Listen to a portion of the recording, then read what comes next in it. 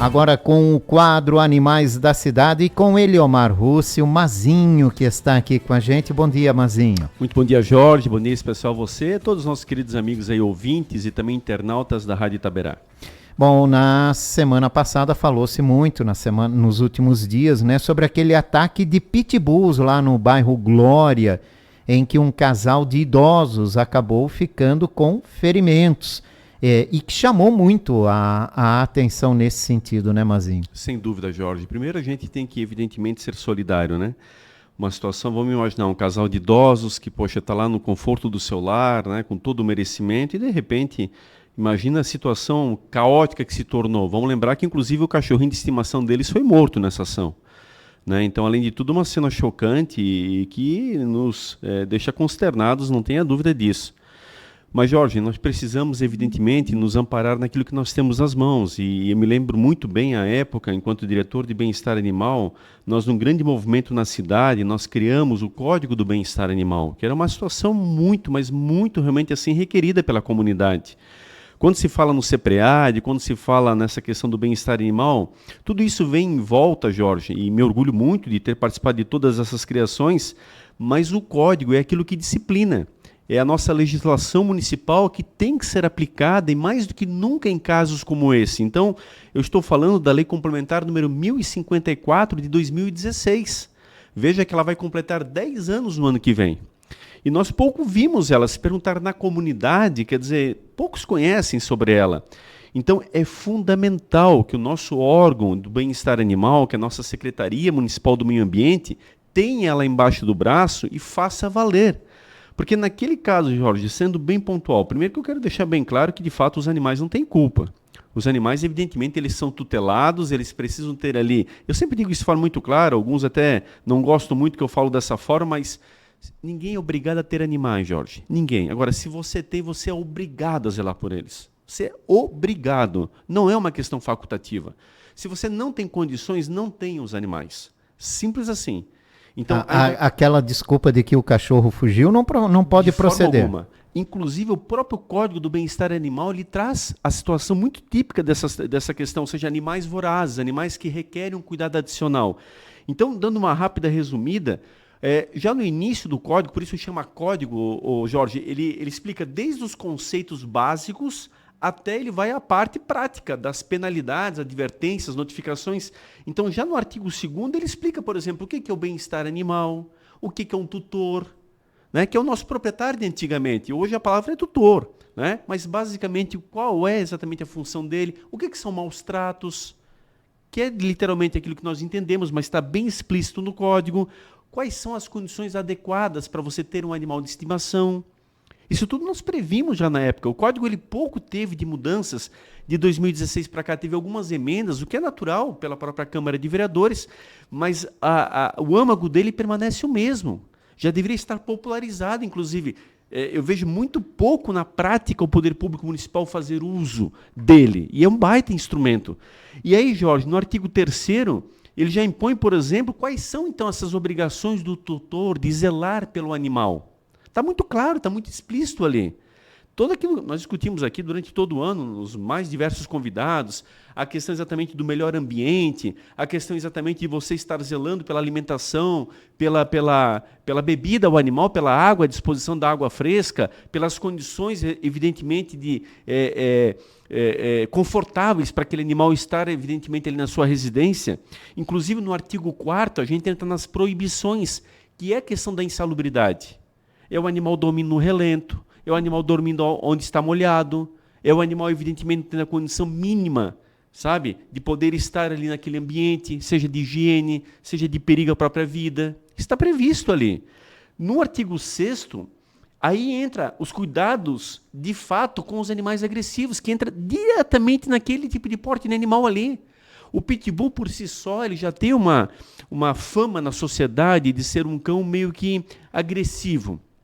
Não tiro... Mais pelo porte do que a agressividade com pessoas, isso, né? Eu não tiro, evidentemente, a própria raça, ela vem para esta criação. Mas veja, tudo vem do ensinamento, Jorge. Eu convivia com vários pitbulls na época do CEPREAD. Me lembro muito bem, inclusive era comum a polícia militar, quando prendia um traficante, me ligava, meu celular particular à época, Oh, seu Eliomar, estamos aqui com um pitbull que prendemos o traficante, o que vamos fazer? Eu cheguei a buscar no meu carro esse tipo de cachorro. Claro, fazia uma análise lá na hora, verificava como é que era a agressividade dele. Não é que eu quero incentivar as pessoas a botarem a mão nele, não é isso. Mas a agressividade dele vem muito do comportamento da criação. E aí eu não sei como é que aqueles dois animais lá eram tratados, mas de qualquer forma, sendo uma raça como esta, inclusive tem uma lei estadual que preconiza isto, para você ter uma ideia, o passeio com ele é na focinheira. Você não pode bobear, não há como você dar, evidentemente, uma condição de igualá-lo a um vira-lata, um cão sem raça definida. Não, de forma alguma. Então, o artigo 6º aqui do nosso Código do Bem-Estar Animal, ele trata só da questão dos animais vorazes. E todo o cuidado que a pessoa tem que ter, inclusive com placa, tá? Para visualização da pessoa que está externa na calçada. E a gente chega a citar aqui, Jorge, a questão dos leitores, das pessoas que trabalham na Celeste, que vão fazer a leitura do relógio de luz, a pessoa que trabalha no SAMAI, os coletores de lixo. Tudo isso está aqui previsto, a proteção desses trabalhadores, inclusive, para não terem qualquer risco se precisarem adentrar a residência. Então, um capítulo só em relação a isso. E aí no artigo 7º vem aquela questão do que vai acontecer, ou seja, a fiscalização, que teve uma pequena mudança. Ao invés de ser a Diretoria de Bem-Estar Animal, como era na minha época, hoje está aqui preconizado para a Diretoria Geral da Secretaria Municipal do Meio Ambiente, que provavelmente é onde ficam alocados os fiscais. Então, cabe a eles fiscalizar, notificar e multar. Mas ao bem-estar animal, literalmente em paralelo, as campanhas educativas, a questão de conscientização dos tutores, a questão da castração permanente. Então, é um trabalho de parceria dentro da mesma secretaria que tem que funcionar de forma síncrona.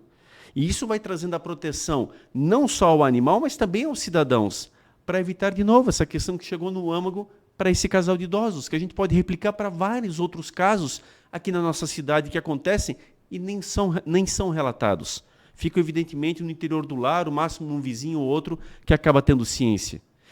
E aí, Jorge, nessa questão da multa, veja, no artigo 35, inclusive, ele deixa muito claro que, sem o prejuízo de outras sanções, o que significa isso? A atuação da Polícia Militar, a atuação da Polícia Civil, isso é outra esfera, a Prefeitura é uma esfera administrativa, então não tem concorrência com estes órgãos fazem o que é necessário, está perfeito, mas a Prefeitura não pode se eximir de forma alguma de fazer a sua parte. E aí, constatada, inclusive no artigo 37, parágrafo 1º, diz o seguinte: no caso de flagrante conduta, um caso muito similar àquele que aconteceu ali, onde você verifica o estrago realizado, em rápidas palavras, não cabe mais a notificação. Ah, mas ainda não foi notificado, Eliomar. Sem prejuízo qualquer, é multa. É multa. O próprio Código do Bem-Estar Animal aqui deixa de forma muito clara isso. Porque já houve o problema, uma situação grave, uma questão que ocorreu, você tem que chegar e multar. Porque é a penalidade diretamente sendo aplicada. Está aqui, está no Código. Artigo 37, parágrafo 1º. E, Jorge, essas multas vão de que valor? Artigo 38. A partir de R$ 234, se for considerado um grau leve, que não é aquele caso, um grau leve, mas podendo chegar, Jorge e ouvintes, a R$ 21.730. Repito, R$ 21.730, no grau mais gravíssimo. E esses valores, Jorge, estão na lei desde 2022, vieram através de uma emenda parlamentar, precisam ser corrigidos anualmente. Então, hoje, já são maiores ainda. E aí você vê que esse dinheiro, ele reverte para onde? Ele reverte para o Fundo do Bem-Estar Animal, que também, à época, fomos mentores, para que possa incentivar as boas práticas, para que possa financiar exatamente o próprio trabalho desenvolvido de fiscalização e incentivar aí que os bons comportamentos sejam evidentemente aí replicados na cidade de Blumenau, as boas questões que trazem as vacinas, que trazem os insumos que vão impactar positivamente na vida dos animais. A própria questão do CEPREAD, que tem a incumbência nesse tipo de situação, Jorge, e aí pertence também à Diretoria de Bem-Estar Animal, porque é ela que gerencia a retirada desses animais. A retirada e, evidentemente, a acolhida no CEPREAD. Então, você tem, sim, instrumento jurídico, legal, aprovado, sancionado, vai completar 10 anos no ano que vem, repito, que te dá poder, sim, independente das atuações das polícias civis e militares e do próprio Poder Judiciário. Mas, administrativamente, de você, naquele caso, fazer a retirada imediata dos animais, multar o tutor daquele animal e, evidentemente, já dar o bom exemplo para que outras pessoas que, infelizmente, também não têm o comportamento adequado para com seus animais e até mesmo o respeito para com os seus vizinhos, possam ser multados e sentirem na pele como é que se faz exatamente essa situação. Porque sempre fica no secreto da comunidade. Ah, mas Eleomar, tudo é muito bonito e tal, mas no fundo não acontece nada. Não acontece se as nossas autoridades não quiserem, porque a lei está muito clara. Eu li aqui de forma muito breve, mas de forma muito precisa, quais são os artigos da lei e que amparam esse tipo de cidadão. E isso vai criando, evidentemente, uma situação de você reeducar, sob a força da lei, situações que até então realmente corriam aí a revelia e a pessoa imaginava que nada aconteceria. Porque eu quero lembrar que esse caso aí desse casal, ele é recorrente. O próprio filho, no meio do ano passado, fez um boletim de ocorrência onde 2 animais da família foram atacados e por pouco não tiveram o fim trágico que teve agora este último. Então veja que situação já recorrente, uma situação que já representava perigo e, infelizmente, chegou ao cúmulo. Poderíamos, naquela mesma situação, Jorge, termos tido, vamos até tocar aqui na madeira, mas o óbito de algum desses 2 membros que compõem a família, um dos 2 que compõem o casal, ou até mesmo os 2, ou uma mutilação, alguma coisa bastante séria. Porque todo o cenário estava criado para isso. Graças a Deus, não chegou no extremo, mas as condições proporcionavam algo ainda mais trágico, o que é inconcebível. Na tua opinião, faltou uma ação mais enérgica? Tem que ter, Jorge. Eu fazia isso muito, eu não quero aqui ficar o tempo todo parece me enaltecendo, mas eu entendo que o bem-estar animal, Jorge, ele não está lá para interpretar. Ele está ali para poder trabalhar com o médico veterinário, verificar, evidentemente, a condição naquele momento, avaliando tecnicamente a saúde e o estado dos animais, e fazer uso da lei com a fiscalização da própria secretaria. Porque se você ficar aguardando o contraditório, você quiser ali ficar... Não, veja, o leite já derramou, nós estamos trabalhando numa ação de prevenção. Uma coisa é fazer uma visita a uma residência que tem um potencial perigo, que possa acontecer alguma coisa. Aí você vai notificar o cidadão, você vai dar o prazo para ele se manifestar e para ele se readequar. Agora, lá já aconteceu, o leite já derramou. Que conversa que nós vamos ter a partir de agora, se não multá-lo, e a lei deixa muito clara essa possibilidade, fazê-lo sentir na pele exatamente aquilo que ele causou e o trauma, inclusive, que ele deixou para esses 2 idosos que eu não sei quanto tempo eles estarão sanados desse medo e desse pavor que provavelmente mudou até a rotina deles. Então você tem que se enxergar de forma enérgica, evidentemente com a lei, cumprindo a lei, mas a lei também te dá total salvaguarda para você ser mais incisivo. E aí essa questão ela é fundamental, porque senão nós vamos acabar vendo outros casos se replicando e nós aqui com uma lei que, infelizmente, não está servindo aquilo que foi criado. Então, é tudo que a gente não quer, né? É isso aí. Bom, deixa eu falar de outro caso aqui, se me permite, Mazin, que aconteceu também recentemente e que chamou atenção, né? Gatinho no bueiro. Né? Gatinho no bueiro, chama lá, chama aqui, vai todo mundo lá, tal. Ó, o gatinho tá lá no bueiro. Todo mundo se sensibiliza, porque o gatinho fica miando lá no bueiro, e ninguém consegue retirar o gatinho do bueiro. Ninguém vai, ninguém tira, vai um vereador com uma técnica que eu não sei se é conhecida ou não, e rapidamente retira o gatinho do bueiro. Vereador Jovino Cardoso. Uhum. Vai lá, retira rapidamente o gatinho do bueiro lá. Não sei se era uma armadilha, o que ele usou, porque eu nunca vi aquela técnica lá sendo aplicada. Falhou o CPREAD, que foi no local, constatou o animal lá, mas não agiu? Olha, Jorge, é uma conduta que nós temos que, de fato, ter assim, muita clareza. O bem-estar animal, né, a Diretoria de Bem-Estar Animal, o CPREAD, que é o órgão acolhedor, evidentemente que precisam zelar pelo animal em todos os sentidos. A finalidade única desse órgão é exatamente isso. E, de novo, né, posso falar de cadeira porque fui o mentor dessa situação por completo. Na época eu fui nomeado diretor sem nem existir a diretoria, era um processo bem embrionário e nós formamos tudo que lá está, basicamente na sua estrutura basilar. Eu penso de forma muito objetiva. O próprio Código, se nós nos referendarmos aqui no bem-estar animal, aqui no Código, na Lei Complementar 1054, vai dizer que é total atribuição do órgão zelar pela vida do animal. Ele não vai trazer com clareza essa questão do resgate em relação ao bueiro, enfim. Às vezes o gatinho sobe no pé de árvore, também tem um efeito contrário, e aí está lá no último galho, e como retirar lá de cima?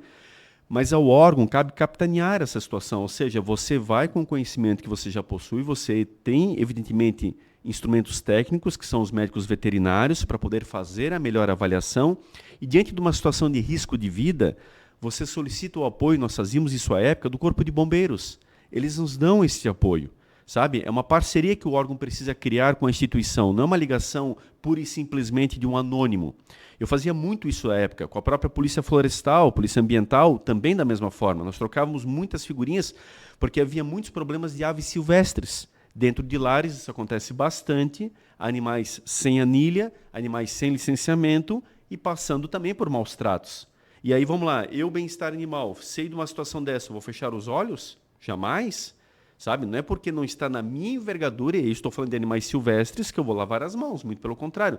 Nós íamos até o local, constatávamos se a denúncia realmente fosse válida e acionávamos a Polícia Ambiental, que é o órgão responsável por esse tipo de apreensão.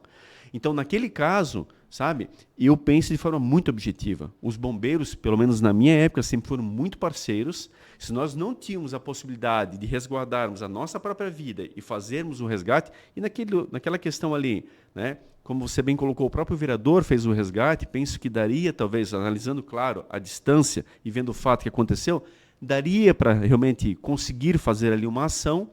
E nós tínhamos até alguns equipamentos, ganhamos na época por doação, para facilitar o nosso trabalho nesse aspecto. Então você faz uma ação da retirada ali do animal, geralmente até com uma certa tranquilidade.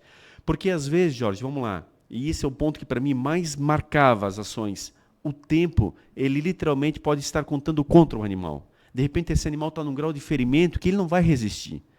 Então você tem que tentar aquele âmago a mais. Eu acho que, e eu sempre usava essa expressão, o bem-estar animal ele é um SAMU dos animais. Você tem que realmente entender que a partir do momento que você usa aquela jaqueta, que também cria a época para facilitar a chegada ao local, porque às vezes as pessoas nos confundiam com cidadãos comuns, e o crachá nem sempre era visível. Então criamos a jaqueta já para chegarmos exatamente, aquele dito popular, chegar chegando, para ter facilidade em chegar até o animal e, evidentemente, poder fazer o socorro imediato. Porque, repriso, às vezes vai ser muito tarde, por mais que você tenha boa intenção, mas ali não tem mais vida que volta atrás. Então, eu entendo que sim. Você, na pior das hipóteses, se você não tem condições de realizar naquele momento, fica no local, aciona o órgão parceiro e cria essa rede de parcerias, então, se ela está meio que estremecida, para que todos possam se ajudar e, o mais importante, o animalzinho seja preservado. Você chegou a ver o vídeo do Jovino, vereador Jovino? Eu não vi uma imagem, vídeo não. Ele usou uma espécie, eu imagino, né? Eu não entendo nada disso, mas eu imagino que é uma espécie de uma armadilha, alguma coisa assim, e rapidamente tirou o gato do local. Não sei se gera risco para o animal ou não. Isso eu não mas entendo. É comum.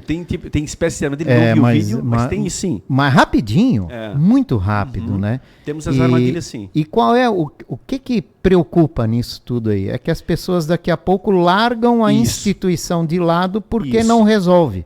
Quanto mais a instituição se fizer presente, Jorge, as pessoas vão ganhando confiança, vai tendo a credibilidade, aquela questão exatamente do abandono que vai sendo combatido, porque eu vou ligar para o bem-estar animal e eu vou te denunciar. Eu vou deixar lá uma denúncia, eu vou ligar para lá e você vai ver que isso não é assim. Então as pessoas vão ganhando confiança e elas vão policiando, isso é muito importante. Claro que o órgão não vai ter braços para estar 24 horas na cidade o tempo inteiro. Mas eu lembro bem na época, nós implantamos a questão das ocorrências. O protocolo foi implantado naquela época também, o bem-estar animal não fazia parte disso. Isso funcionou muito bem. Porque o protocolo, ele entrando, a equipe tem que ser ágil, Jorge. Tem que ser muito ágil. Você tem que ter um filtro lá na ponta para perceber se é uma ocorrência de urgência ou, evidentemente, se é uma ocorrência daquelas que você pode elencar dentro do teu rol de atendimento. E aí você vai ganhando a credibilidade da comunidade. Veja, tinha na época uma equipe bastante reduzida. Hoje você já tem uma condição ainda melhor de fazer esse trabalho. Então, é muito importante. O órgão, ele veio para somar. E não tenha dúvidas que isso acontece. Mas ele tem que ser bem efetivo. Essa é a minha luta, por exemplo, aquele dia conversando aqui com o diretor, a questão dele atender 24 horas, ele atender finais de semana. Tem que ter isso, Jorge. O animal não vai marcar no relógio aquele gatinho no bueiro. Quando é que aconteceu isso? Pronto, já está justificado. Lembrando que o CEPREAD foi até ao lá. local, mas não resolveu o problema. E aí? Adiantou ir até o local? Então tem que ser feito por completo, tem que estar ali imbuído. Não é só atender ao final de semana e, vamos dizer assim, estar mal estruturado. O órgão tem que estar preparado, tal qual dia de semana, para atender final de semana. E não precisa estar todo mundo lá, não é isso. Você tem táticas como o plantonista, sobreaviso, que são questões, quem trabalha na área já sabe que isso funciona e o cara está ali literalmente em casa, mas à disposição de poder fazer o atendimento com toda a instrumentalização que ele precisa. E é isso muda, porque daí realmente é um atendimento efetivo. E aí a gente começa a ganhar credibilidade novamente da comunidade, a comunidade vai realmente ajudando, isso vai disseminando as péssimas práticas, os tutores que são criminosos. E, aliás, lembro muito bem, vários destes eu servia como testemunha e levava ao Poder Judiciário, fazia denúncia, levava além da instância do próprio poder público, porque você está ali, evidentemente, como autoridade pública naquele momento. Então, são ações que têm, evidentemente, o seu grau de eficiência. E, Jorge, de novo, a gente precisa continuar também investindo na educação. As crianças indo aprender que não é a melhor prática, que elas podem também se tornar vigilantes nesse processo, e elas nos ajudam muito. E é dessa forma que você vai criando essa sinergia e vai combatendo, evidentemente, com a mão pesada, com a lei embaixo do braço, aqueles casos que, infelizmente, não servem de referência e que prejudicam, evidentemente, o bem-estar dos animais. Rapidinho, Mazinho, já que estamos falando aqui, tu conhece alguma técnica da gente se prevenir de ataque de animais? Por exemplo, eu estou na rua, de repente vem um cão bravo, vem para cima de mim. O que eu posso fazer para evitar, né, ferimentos mais graves? É bem difícil, porque você tem que analisar muito o momento, o que está acontecendo. Eu não sei qual é o grau de estresse daquele animal, ele pode estar simplesmente só andando, como ele pode estar num grau de estresse de ataque mesmo. Claro, num primeiro momento é ficar parado. Eu não trocar, evidentemente, provocações com aquele animal, porque qualquer reação, isso é quase como um assalto. Chega lá o bandido com a arma e as autoridades nos dizem que se a gente reagir, a temorosidade de quem está com a arma pode acabar levando ao disparo. Sim. O animal não é diferente. Uma ação vai gerar uma reação. Agora, claro, se o animal está vindo para cima de mim, eu percebo claramente que ele vem numa caracterização de mordedura, ele está vindo de uma forma afoita, eu vou tentar me proteger, eu vou tentar correr. Então não tem uma fórmula única para dizer, não, essa aqui é infalível. Mas o normal é, por exemplo, tu estás entrando numa residência e de repente aparece um animal. O normal seria permanecer parado. Deixa o animal vir ao teu encontro, ele vai tentar te identificar, ele vai cheirar, ele vai verificar e daqui a pouquinho talvez ele vai ficar te cercando, mas como você está parado, vai dar tempo de alguém chegar e te acudir. Mas, de novo, é muito relativo, depende qual é o grau de estresse daquele animal e o que a situação, evidentemente, naquele momento te propicia. Agora, sempre é uma temorosidade, e aí é importante para a gente fechar. Por isso que quando eu vejo animais, inclusive, perambulando com seus donos, e aqui nos domingos, na 15, acontece bastante, o animal está sem guia. A pessoa até parece que ela está numa forma de status com aquele animal naquele momento. Olha, o meu animal ele anda comigo. Não faça isso. E a lei está muito clara, o próprio Código do Bem-Estar Animal, que é a nossa lei municipal, fala sobre isso. Nenhum animal pode sair sem guia. Nenhum. E a lei estadual diz que, inclusive, os animais vorazes com focinheira. Porque, Jorge, tudo bem, tu pode até ter controle sobre o teu animal, mas de repente vem um outro animal e parte para cima do teu. A confusão está armada. E aí o teu animal, de repente, naquela linha de estresse, ele pode acabar ocasionando um problema para aquele animal que veio atacá-lo, como também para alguma pessoa, alguém que vem intervir naquilo ali. Mas, Eleomar, o animal veio atacar. Veja, se ele está na minha guia, eu vejo que o animal veio atacar, eu já fiz isso, eu chego a levantar ele no colo e tiro ele do problema.